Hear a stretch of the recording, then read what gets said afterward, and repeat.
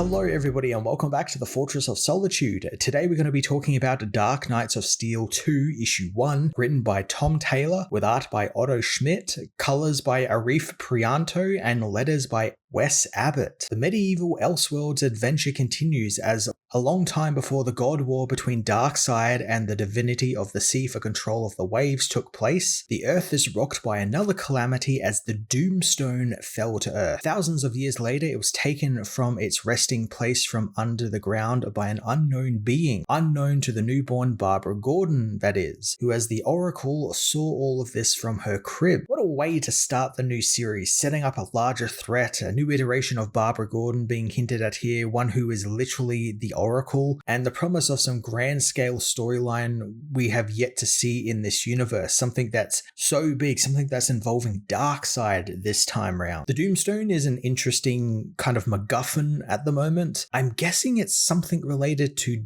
Doomsday, being that just from the look of it, from the spines that it grows when it hits the ground, kind of reminds me of Doomsday's spikes, all the bony spikes that cover his body. And I wonder if they're going to go the route where it's kind of like a living being that infects people, kind of like what the New 52 did with Doomsday, where it was like an infection and it would infect people. Maybe it's something like that. Maybe this is like a Doomsday at like a larval form or something, and it's like its first phase before it turns into something else. It's a cool idea for a threat, and I'm intrigued to see what they're going to do with it. 10 years in the past, a young Victor Falcone demands entry into his father's vault, wanting to see whatever is inside, but his father, King Carmine Falcone, refuses to allow the boy entry. Victor believes that the king should use this power he has, not go and beg for some other kingdoms for help. Victor knows that they were once respected and feared, but then that woman softened Carmine. Carmine slaps the boy for speaking out of turn about the woman, and he reminds Victor that they are charged to protect this power since it's too dangerous, and if it fell into the wrong hands, it could end their world. So judging off the beginning of the book, the power Carmine is protecting is the Doomstone, right? Like it has to be, like setting that up and not something else. It just seems like it's the right thing that it would be. It would definitely be the Doomstone. It's an interesting role for someone like Falcone to have as well, since usually they're, the conniving criminal type, the mob boss. But this one seems to be rather a nobleman, or, someone who is on a noble mission like he's on. He tells Victor that before he is to safeguard this thing, he must learn that the ability to destroy is not strength, and that a truly great king does not rule through fear or with fear. He warns the boy not to embarrass him in front of the elves as they venture into the kingdom of Metropolis to visit King Jor-El and Queen Lara, hoping to form an alliance with them. Jor welcomes Carmine with open arms, praising him for being one who wishes diplomacy and not war, something the visiting king proves further his eagerness to an alliance by gifting the elves' children with some new pets, namely a small white dog for the elves to fall in love with instantly. Carmine asks about the Wayne boys, since while his parents and him used to get in tussles over trade disputes, he always respected the Waynes. He gifts Bruce his own dog, calling it Ace. This is a lovely way to include both Crypto and Ace into the book, since they weren't in the book beforehand. We never got a superpowered Crypto in the book, and I guess this means they're both just normal Earth dogs in this, which means it's why we haven't seen them in the present. They're probably long dead by this point. General Waller wants to quarantine the animals, but Lara waves her away, wanting the children just to be left to be children for once. She tells the kids the trade talks will begin soon, so they should take Victor and the new dogs around the gardens. Victor, however, isn't interested in playing with other kids, wanting to attend the trade talks with his father, but Carmine sternly tells him to go and play. As the kids play in the garden, Bruce loses sight of Ace, who has been found by Victor. The boy proves himself to be quite the little psycho, as he ends up killing Ace just for the fun of it. I knew there was something wrong with this kid right from the get-go, and man, just a little psycho.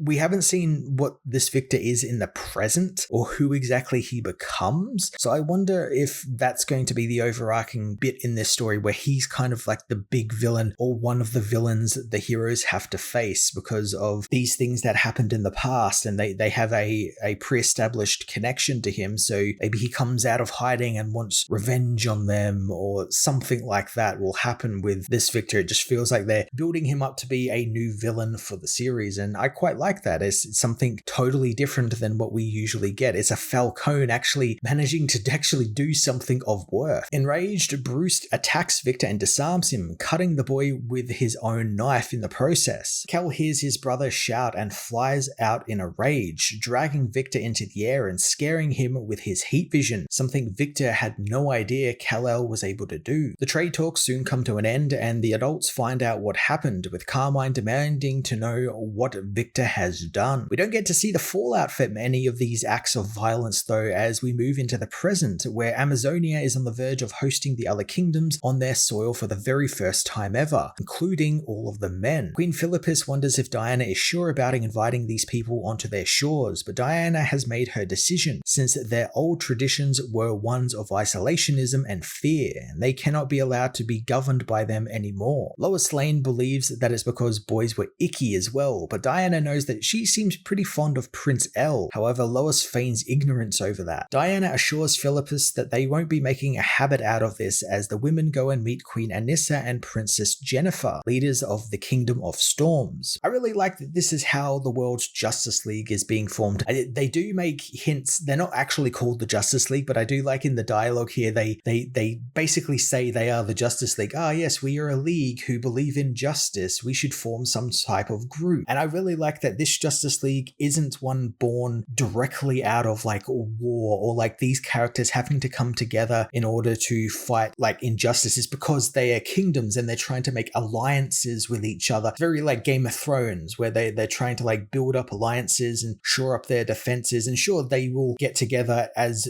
individuals to actually go and fight, a great evil. But I like that fighting in war isn't their first and foremost thing. It's mostly about peace and trading, and I kind of like that. It's a neat iteration of the Justice League. Along with the Kingdom of Storms, the Elves also arrive, with Lara asking about her daughter Zala. Diana finds her to be a little tired as of late, something which concerns Lara, since as a Kryptonian under a yellow sun, she shouldn't be getting tired. Constantine and Cal meanwhile argue over who should be the first man to step foot on the Amazonian soil, with each insisting the other should be. Cal eventually forces Constantine by picking him up and forcing him down onto the shore, making sure that John's feet touch the ground first when they land. I like this little callback to the first time Cal went to Amazonia, where he technically didn't set foot on the nation. He was there, but he never set foot. He just hovered and flew. And when he first appeared there, they just outrightly attacked him and then interrogated him. So I like that this is kind of Cal having a little bit of fun with it, I guess, where he wants to ensure John is the first man to step foot on the soil, so then if anything goes wrong, he can always just blame John. Cal catches up with Lois, someone who he's been eager to see again, and the feeling seems very mutual, as she assures him that they won't stab, interrogate, or torture him this time, that is. Diana asks after Bruce, but Cal tells her that he won't be attending the meetings, since he left to go find himself in the frozen lands. Bruce, meanwhile, is eating at an inn owned by Bibbo Babowski when Bibbo tries to get rid of Roland Desmond and his goons, who refuse to move on after drinking the place dry. Bruce comes to Bibbo's aid and takes apart Roland and his goons like they are nothing, tossing them out into the street. I really like this version of Bruce having his own little solo adventures. He's kind of doing a reverse Batman origin thing, where he's already become the Batman. Now he's kind of traveling the world, seeing the sights and learning new things about what's out in the kingdoms. I assume we'll be getting, a run-in with Victor at some point. It seems to be he's the one being set up as the rival for Bruce, being, he killed Ace, he killed Bruce's dog. He didn't particularly like Bruce. He called him a bastard, but technically Bruce is the bastard son, but there's that rivalry there's that setup, and it makes sense. It's Victor Falcone is a Batman villain, so it makes sense sense for him to be a rival with Bruce. I also assume that his adventures will loop back around to join the other heroes for the big finale or something, or maybe Tom will keep them separate. I think it'd be interesting if they kept them largely separate and Bruce had his own little adventures as sort of the B-plot to this book. As Bruce finishes up with Roland's men, Talia al Ghul arrives, thinking that he's being a little conspicuous for a man meant to be in hiding. Bruce takes her back to his quarters where Talia tells him that when she heard that he had abandoned his kingdom, it inspired her to do the same, and she has left the League of Shades and neither Raish nor Etrigan know where she is. Talia asks Bruce to run away with her and says that they can both leave their families behind and make something new. Now this is an interesting development since this should lead to Bruce and Talia setting up their own faction or kingdom. Maybe they form their own sort of League of Shadows or something like that. That'd honestly be really cool, and like they get to have their own little kingdom or like a little part or something of a kingdom. And I have to assume if the series goes on, it's going to lead to them siring Damien. I'm sure Damien will appear in the book at some point. It just feels like it's building towards that. It's also cool seeing a less villainous version of Talia here, one who actually just wants to be with Bruce off on her own. She's not following Raish's commands or anything like that, or, you know, working for the League of Shadows or League of Assassins. And I just like that she's just on her own doing her own thing and, you know, not wanting any of that responsibility that her father was always shoving on her in different iterations. It's an interesting role for her, and I look forward to seeing this expanded upon in the coming issues. Back on Amazonia, Zala swears an oath of loyalty to Amazonia and Diana, becoming an official Amazon. There's a moment here where she is almost forgetting the words she's saying in the oath. She kind of has like a lapse of memory, and again it goes into this whole thing they're doing with Zala where she seems to be fatigued or tired for some reason, something that a Kryptonian should not be while on Earth. Diana ends up catching this and ends up asking her about it. However, Zala just waves it off as just feeling a little tired and that's it, but she's okay. Before they can properly celebrate though, a noise rings out across the island and Cal heads into the skies to get a better look across the islands, only to find a kraken has attacked the island. Diana and the elves fly out to battle the creature, but Zala is woozy and lags behind, getting lost in the chaos as she spots something coming out of the water. That something is the hero Arthur, King of Atlantis. Now this Arthur did get a backstory in the pages of the All Winter series from a couple of years ago, which is actually getting a reprint in the coming weeks, so keep an eye out on my channel for that because I'll definitely be reviewing that and covering Arthur's backstory. But what I find really interesting about this Arthur is that he wasn't raised by Thomas Curry or anything like that. In this universe, he was actually raised by Jonathan and Martha Kent, which makes him sort of like a half-brother to some of the Titans who were also raised by the Kents in this universe, along with various other people that they took in over the years after Arthur left. I'm glad he's finally going to be a major character in this series going forward. I'm intrigued to see more about him. I do remember I did read that All Winter stuff back when it came out. I never reviewed it, but I did read it and I thought it was a pretty damn good origin story for this version of Aquaman. The heroes take Arthur for an enemy, attacking him with the lightning powers from the Kingdom of Storms, but Arthur is able to actually tank the hit, telling the women that he's there to try and help. Arthur introduces himself properly and explains that the attack has been orchestrated by someone, and the Kraken is not acting out of malice, and he might be able to stop it. Arthur asks them to let him talk down the Kraken, and to their amazement, he is able to actually do that, communicating with the animal and making it return to the depths of the ocean. Diana, Lara, and Kal-El reunite with the other heroes on the beach,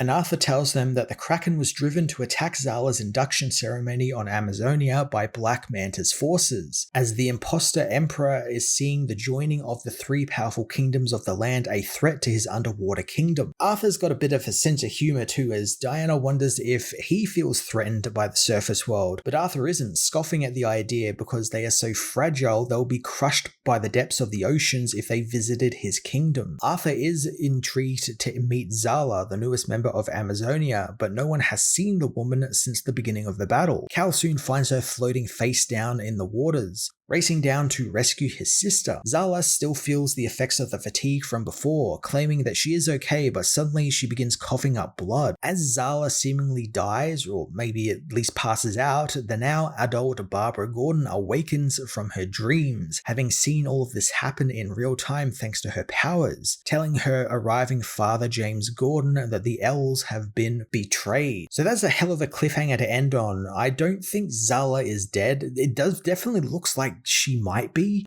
though I think she might just be incredibly injured by this whole fatigue thing. Someone has weakened her with something. Maybe someone found more kryptonite or something to infect her with. Maybe the Doomstone is related to this. Maybe whatever the Falcones were guarding in the past is behind this. I do think Victor is somehow worked into this in some way. I do feel like he's probably going to want revenge on the L's for something we maybe have not seen yet. Maybe they betray the Falcones at some point, or vice versa. The Falcones turn evil thanks to Victor now being on the throne. So there's a lot of different possibilities, and I'm really looking forward to exploring this. This is a fun little murder mystery for this, while also hinting at something larger with the Doomstone, maybe Darkseid making a comeback at some point. It's really fun, and I like what Taylor is doing here with Barbara Gordon too, turning her into a literal oracle who can see the future and events before they happen. It's a great little cliffhanger, and I cannot wait for the next issue. Dark Knights of Steel 2 issue 1 was a fun return to the medieval Elseworlds, setting up some brand new interesting iterations of some classic DC characters, along with a fun little murder mystery. I really enjoy how much Taylor reinvents these characters, changing them up so much yet still keeping a lot of their core character traits, so you